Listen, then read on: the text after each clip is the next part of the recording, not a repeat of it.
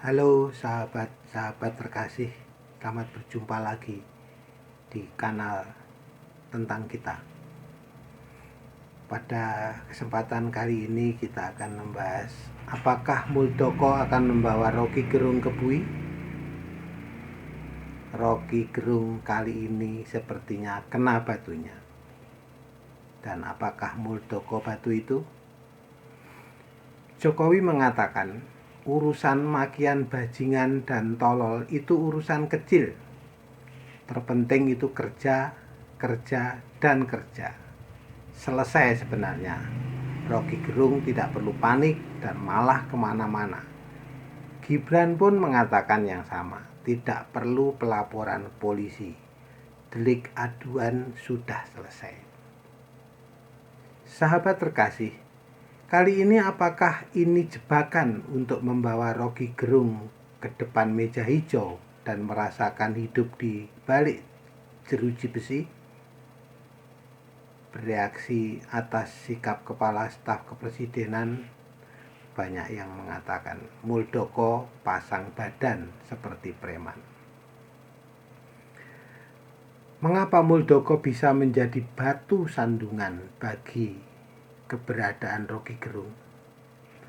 Pertama, selama ini Rocky Gerung itu paham bahwa Jokowi tidak akan pernah menggunakan kesempatan pelaporan polisi. Pasal yang bisa menjeratnya itu delik aduan. Siapa yang boleh dan bisa melapor dan diterima itu hanya si korban yang merasa dihina. Jokowi sudah mengatakan dengan jelas, lugas dan terus terang. Pun anaknya Gibran melakukan hal yang sama. Tidak akan ada pelaporan. Ini yang selalu diulang-ulang. Bukan hanya kasus Rocky Gerung, namun juga banyak politikus yang pansos untuk ketenaran diri. Partai Demokrat, Amin Rais, Refli Harun, Said Didu, Fadlizon, dan begitu banyak pelaku lainnya. Ujungnya juga sama. Tidak pernah menjadi kasus hukum, menguap begitu saja. Yang kedua, Muldoko yang dikatakan bak preman. Pelaporan oleh Muldoko sangat mungkin. Ingat kejadian Luhut dengan Haris Azhar juga melaju di persidangan. Hal yang bisa terjadi di dunia demokratis. Jangan merasa bahwa demokrasi itu bebas menjeplak seenaknya sendiri. Sikap pribadi begini boleh dan dijamin undang-undang. Sikap Pak Jokowi yang membiarkan itu juga hak pribadi. Tidak ada yang salah. Sangat wajar. Pilihan bebas bahwa merasa tersinggung dan juga nama baiknya dicemarkan, silahkan saja. Lalu yang ketiga, saudara-saudara yang terkasih,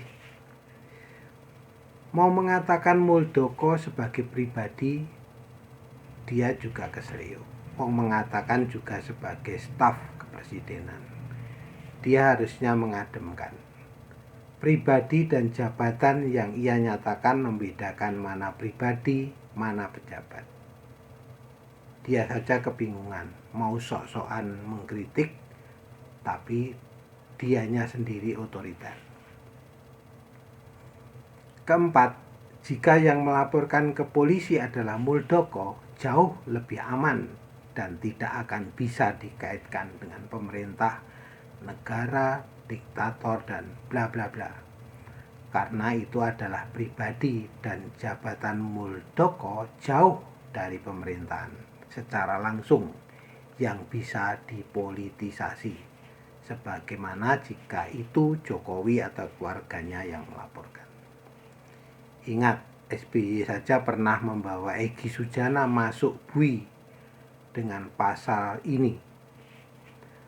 Hal yang wajar sebenarnya jika Jokowi pun membuat laporan polisi.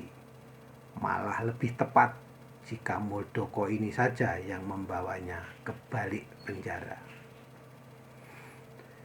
Sahabat terkasih, kemudian yang kelima, sarana untuk menegakkan hukum dan demokrasi dengan baik. Warga negara juga harus patuh pada hukum, bukan seenaknya sendiri bicara dan kemudian menuduh yang dihina itu anti kritik. Bedakan kritik, makian, dan juga menghina. Kritik itu pasti bukan penghinaan, tidak berdasar pada kebencian. Ada upaya memperbaiki keadaan yang dikritikkannya. Misalnya, Presiden kekeh soal ibu kota baru. Kritik, terlalu mahal untuk memindahkan ibu kota. Benahi Jakarta misalnya, tanpa embel-embel. Menghina, mengurus Jakarta saja gak becus, sok-sokan memindahkannya ke lain tempat. Apalagi sudah keluar kata bajingan, tolol pula. Mosok sih tidak bisa membedakan? Kemudian yang keenam, membuat tertib hidup bersama yang lebih sehat. Pembiaran itu tidak memperbaiki keadaan.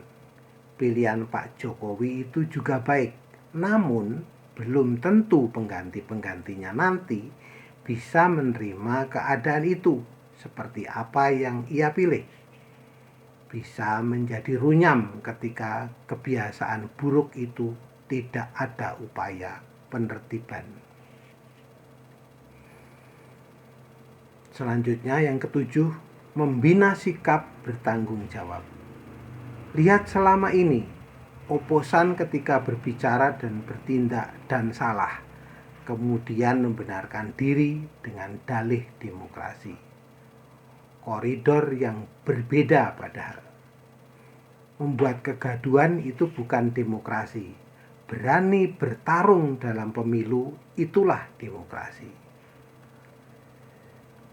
Sahabat terkasih, haus kekuasaan dan maunya menang, tidak siap kalah, ini juga berkaitan dengan sikap bertanggung jawab. Berani menang dan siap kalah. Maju lagi, bertempur lagi, dan siapkan amunisi yang lebih untuk menang. Tidak membuat gaduh seolah-olah pemenang itu berlaku curang dan kudu dijatuhkan. Itulah pecundang. Kedelapan, demokrasi itu memang menjamin kebebasan, termasuk bersuara dan berpendapat. Namun jangan lupa kesantunan dan sikap bertanggung jawab. Merasa oposan, namun tidak pernah mau menanggung risiko atas apa yang ia nyatakan. Lihat saja, selama ini mengaku demokratis, namun caci maki yang ada. Itu bukan kebebasan bersuara, namun melampiaskan kemarahan dan kedengkian. Bukan ranah demokrasi, namun barbar dan hukum rimba. Siapa kuat, dia menang dengan cara buruk. Kesembilan, kedewasaan berdemokrasi sedang diuji. Bagaimana orang berselisih namun kepala tetap dingin, tetap bijak, taat hukum tanpa asumsi. Hal ini yang selama ini jauh dari alam demokrasi kita. Hanya ngotot-ngototan dan sering tanpa dasar yang benar.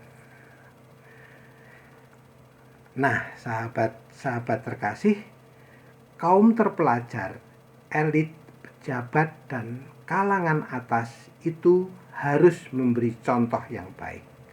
Masyarakat akan mengikuti.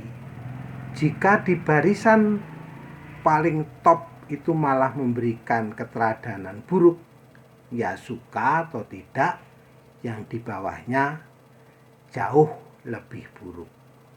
Miris bukan? Nah, semoga bahasan kali ini bisa menjadi pemikiran bagi kita tentang bagaimana seharusnya bersikap kritis dan bagaimana memaknai kebebasan serta kemerdekaan. Salam hangat penuh cinta.